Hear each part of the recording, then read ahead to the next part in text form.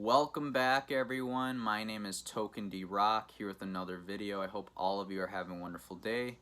In today's video, we're going to be going over how I'm restructuring my crypto portfolio, which crypto I'm looking at long term, which crypto is going in the trash, etc., and some possible passive income opportunities that a few apps / exchanges may have to offer. Taking a look at the market, first things first, Bitcoin is at 33.5.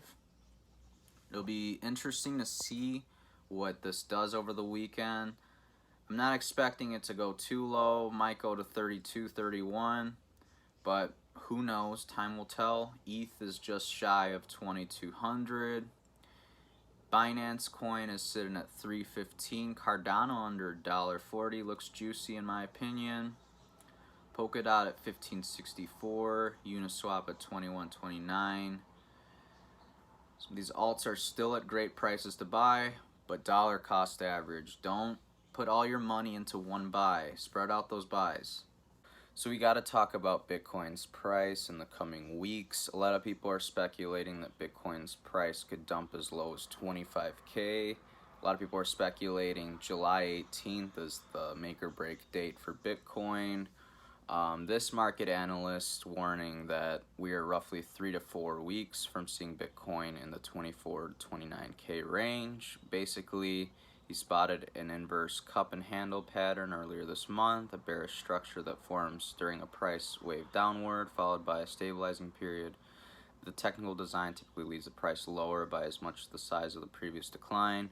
Essentially saying if this inverse cup handle doesn't hold, we will be expecting to go to 24K or 29K, roughly in that range, in the next 3 to 4 weeks.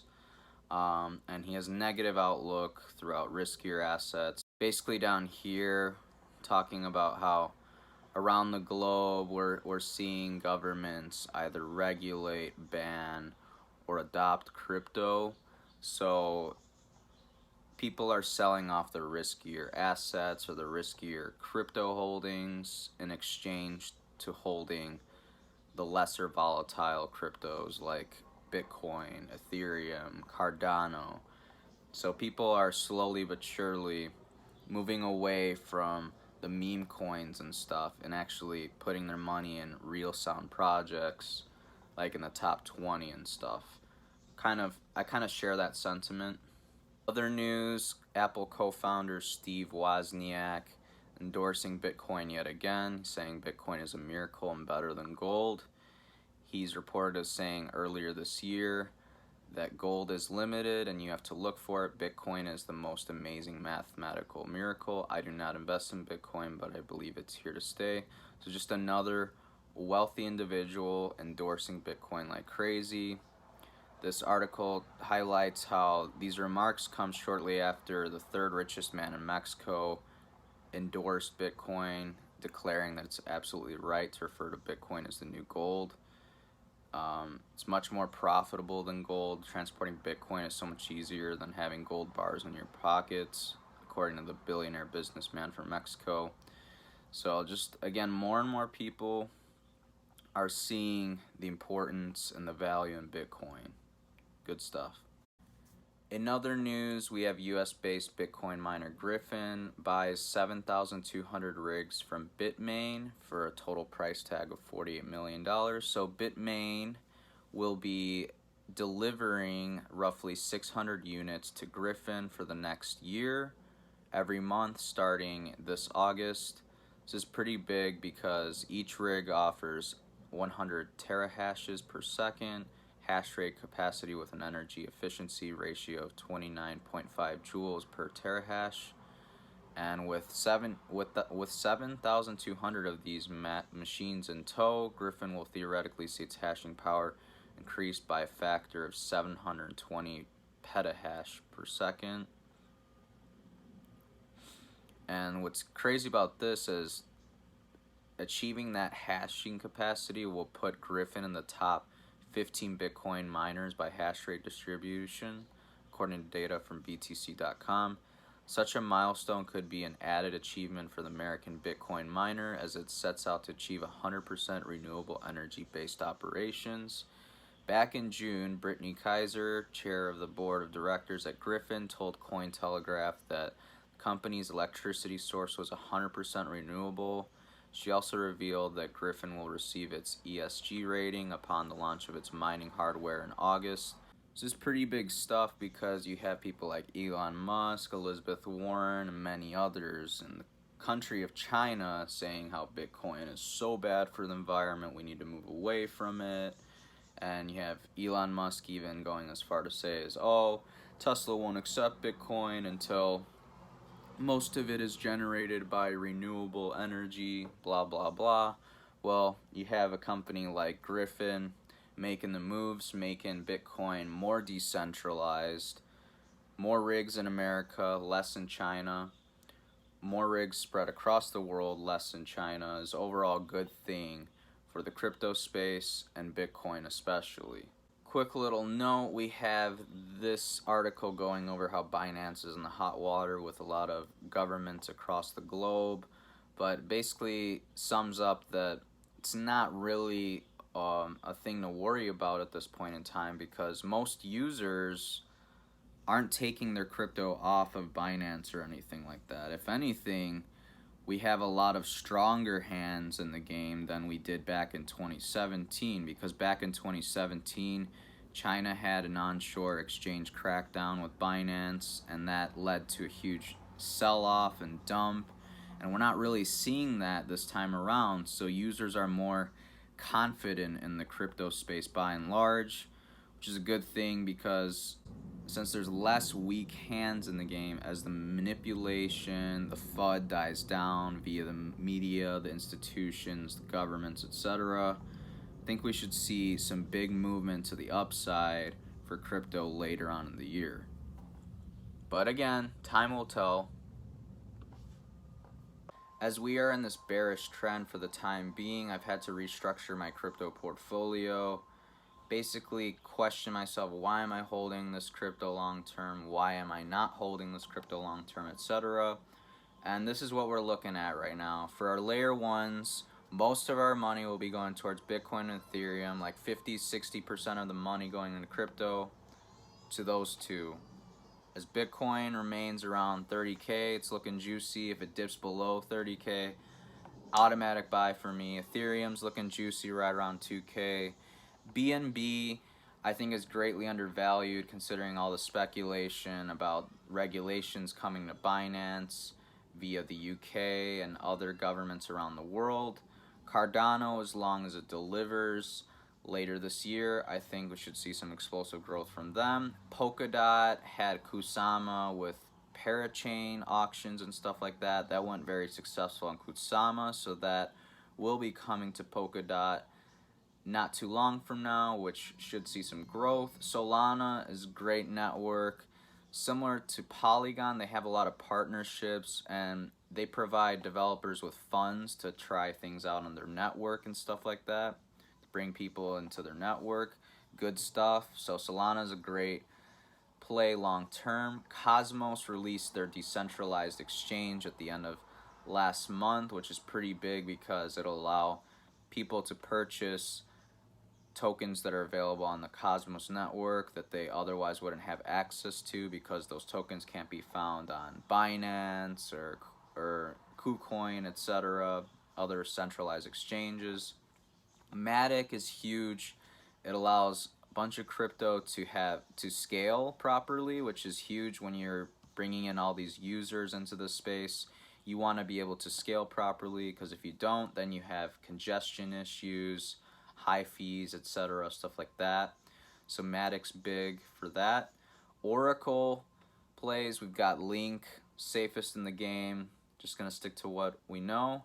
AMM, automated market maker, we've got Uniswap with their DEX. Uniswap v3's trading volume surpassed Uniswap v2's trading volume within a few weeks' time, so it's pretty big. Uniswap's looking good long term. For DeFi, we've got Aave. I don't own any Aave at this point in time, but as we see little pullbacks here and there, I'm definitely going to hop into Aave. little by little. To have some exposure to NFTs, we've got Engine and Mana for that. When it comes to exchange tokens right now, we've only got VGX, but we're looking at Crypto.com as a platform as a whole. They've got tokens like 11 cents right now, and you get staking bonuses for holding it. Same thing with VGX. Celsius, for US customers, you can't earn in Celsius, so I'm not earning any Celsius for holding my crypto on their platform, but I'm earning ETH for staking ETH, Polkadot for staking Polkadot, etc. Maybe they'll bring that to US customers soon. KuCoin, I'm really on the fence out of the exchange tokens because it is like 12 bucks. Granted, if it is anything like BNB in the long term, 12 buck KuCoin is a steal. If it goes up to 100 bucks, hey, even 50 bucks, you never know where it's going to go. Others, we've got VeChain, which is great for supply chain. Vitho is the gas for VeChain, so that's very important. I like both of those. Kusama, like I said, it's kind of a test net for Polkadot. Anything that happens and succeeds on Kusama usually makes its way over to Polkadot, so it's a safe bet. Basic Attention Token has the Brave browser. It essentially pays its users for watching ads instead of just mindlessly sitting through an ad and not paying attention. You can now watch the ad and get paid in Basic Attention Tokens, which is pretty cool, like why not get paid out for something you're gonna do anyways, right? Harmony One, this is probably like, as much as I love this project, it doesn't have a crap ton of stuff going for it at this point in time. It just started with NFTs. They got really fast finality time, low fees. It's good stuff, but they need a solid project to bring them up. I think it has potential long term. We'll just see. It's one thing I'm kind of messing around with. It's definitely one of the more volatile cryptos in my portfolio at this point in time, and it's probably one of the first ones I'd cut off. Saying goodbye to Sushi Swap, Synthetics Token, AVAX, and ICX. AVAX and ICX were supposed to have explosive growth in June based on the sheer amount of events they had for this month, and they just have been performing horribly, so I gotta cut my losses. I'm not gonna panic sell or sell at a loss, but won't be putting very much money into those. Dollar cost average, I'm just kind of taking an L on those and moving on. So what I did with some of my Polkadot, as you can see, I bought some Polkadot at these ridiculously high prices. Right here, 5 units there, 4 units there, 3 units there, 4 units there. Basically, I took all these units that are like above $30, $35, and I just put them into Celsius to earn some interest. Because on Anchor, you earn 5% on your Polkadot. As you can see, in contrast, on Celsius, you earn 8.86%.